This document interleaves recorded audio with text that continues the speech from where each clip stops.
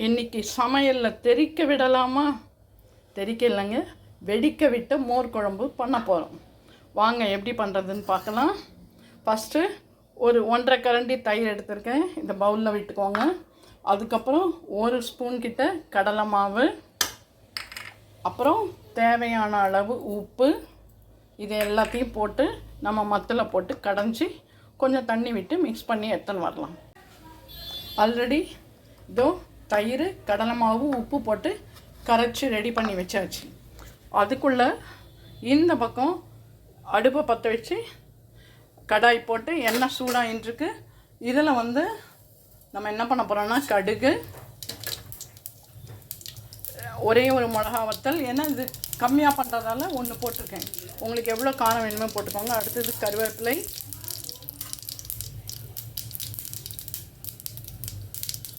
அதுக்கப்புறம் ஓமம், வெந்தயம், ஜீரகம், அதுக்கப்புறம் பெருங்காயம்,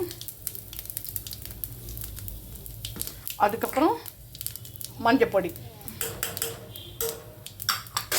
இது எல்லாத்தையும் போட்டு இது நல்லா கலரி கடுகெல்லாம் வெடித்தோடனே இந்த ஓமம் போடும்போது உடம்புக்கு ரொம்ப ரொம்ப நல்லது. இந்த வெடிக்க விட்ட மோர் குழம்பு நம்ம சுட சுட சாதம் அதோடு வச்சு சாப்பிட்லாம். ரொம்ப ரொம்ப டேஸ்ட்டாக இருக்கும்.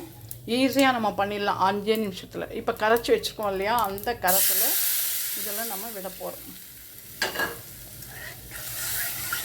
அவ்வளோதான், நல்லா கிளறி விடலாம். இதில் கடலை மாவு போட்டுக்கிறதால கொஞ்சம் கெட்டியாகும், அதெல்லாம் கொஞ்சம் தண்ணியாகவே பண்ணிக்கோங்க, ரொம்ப நல்லாயிருக்கும். நான் இது 2 பேருக்கு வேணும் அப்படின்றதால இதை பண்ணியிருக்கேன்.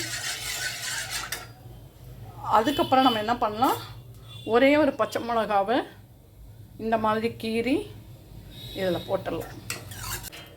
இந்த டிஷ் பார்த்திங்கன்னா நார்த் இந்தியாவில் ரொம்ப ஃபேமஸான டிஷ்ஷு. இப்போ பாருங்கள், நம்ம ஒரே ஒரு கப்பில் பாதி கப்பு தான், 1/4 கப்பு தான் விட்டுருந்தோம்.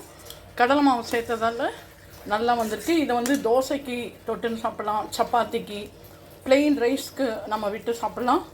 லாஸ்ட்டு கொத்தமல்லி போட்டுற வேண்டியது தான். அவ்வளோதாங்க, வெடிக்க விட்ட மோர் குழம்பு தயாராகியாச்சு.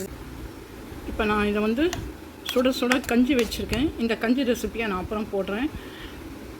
இப்போ வெடிக்க விட்ட மோர் குழம்பு பண்ணியிருக்கேன் இல்லையா, அதை தான் இதில் மிக்ஸ் பண்ணி சாப்பிட போகிறேன்.